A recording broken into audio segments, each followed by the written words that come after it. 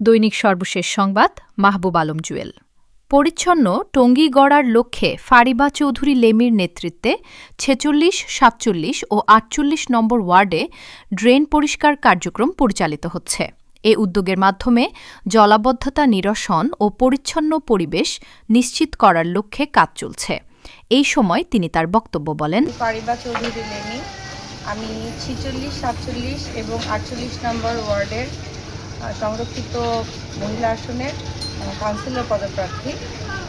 আমি আমার এলাকাকে অর্থাৎ আমার ৩টা ওয়ার্ডকে আমি পরিষ্কার পরিচ্ছন্ন, মশামুক্ত এবং ডেঙ্গু মুক্ত একটি স্মার্ট সিটিতে একটি আধুনিক শহর আধুনিকায়ন করতে চাচ্ছি। তার জন্য আমি আমার প্রচেষ্টা চালিয়ে যাচ্ছি, আমি কাজ করছি। আমি মশা নির্মূলের যেই সব পদক্ষেপগুলো আছে ওগুলো নিচ্ছি। তার প্রথম পদক্ষেপ হচ্ছে ড্রেন পরিষ্কার করা, রাস্তা পরিষ্কার করা এবং মশার ওষুধ দেওয়া। ইনশাল্লাহ আমি সবই করছি। আমার এটাই লক্ষ্য যে আমি সবসময় মানুষের পাশে থাকবো। আমি এসেছি মানুষের পাশে থাকার জন্য, তাদের সুখে দুঃখে। এই যে গরিব মানুষগুলা, এনারা অনেক কিছুতে বঞ্চিত। তো আমার এগুলাই একটা মোটো আছে যে আমাকে আপনারা ভোট দিয়ে নির্বাচিত যদি করেন, ইনশাল্লাহ আমার ভবিষ্যৎ পরিকল্পনা এটাই থাকবে যে আমি মানুষের যে সামাজিক এবং মৌলিক চাহিদাগুলো, একটা এলাকার মানুষের যে তাদের যে বেসিক নিডস, তাদের যে সামাজিক তাদের যে পাওয়ার কথা, যেসব জিনিস তারা ডিজার্ভ করে, সেই সব সুবিধাগুলো নিশ্চিত করা। যেমন রাস্তাঘাট, তাদের একটা অধিকার যে ভালো একটা রাস্তা থাকবে, তারা যাতে একটু সুফল পায়। নিরাপদ একটা ওয়ার্ড হবে। আমার 3টা ওয়ার্ডকে আমি নিরাপদ মাদক মুক্ত ওয়ার্ড হিসেবে গড়তে চাই। সেটার জন্য আমার সবসময় এখন থেকে আমার কর্মসূচি আমি দেব এবং থাকবে।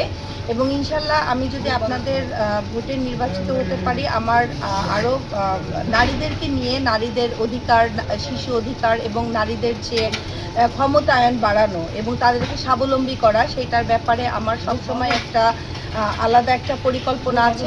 সেই পরিকল্পনা অনুযায়ী আমি বিধবা ভাতা, এটা আমি আসলে আপনাদের মাধ্যমে সরকারের দৃষ্টি আকর্ষণ করছি এবং আপনাদের মাধ্যমে আমি সরকারকে অনুরোধ করছি যে আমাদের এখানে বিধবা ভাতাটা এখনও আসেনি, দেওয়া হচ্ছে না। আমাদের এখানে অনেক বিধবা মানুষ আছে এবং তাদের অনেক সমস্যা, তারা অনেক গরিব।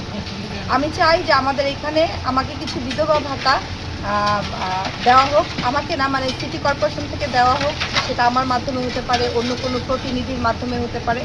আমি চাই যে কিছু বিধবা ভাতা দেওয়া হোক, কারণ এখানে অনেক বিধবা আছেন। যেহেতু এখনও আমাদের বয়স্ক ভাতাটা ওভাবে আসেনি, প্রতিবন্ধী ভাতাটাও 2-1 জন পাচ্ছে, সবাই প্রতিবন্ধী ভাতা পাচ্ছে না বা নেই। তো আমি চাই যে আমার ওয়ার্ডের মহিলা নারীদের যাতে আমি স্বাবলম্বী করতে পারি। প্রতিটা ঘরে ঘরে যদি একটা স্বাবলম্বী মা থাকে, একটা স্বাবলম্বী ইনকাম করার মতো বোন থাকে, তাহলে আমাদের সমাজ ব্যবস্থাটা অনেক চেঞ্জ হয়ে যাবে। আমি চাই যে পুরো সমাজ ব্যবস্থাটা একটা সুস্থ সমাজে আমরা যাতে বাস করি।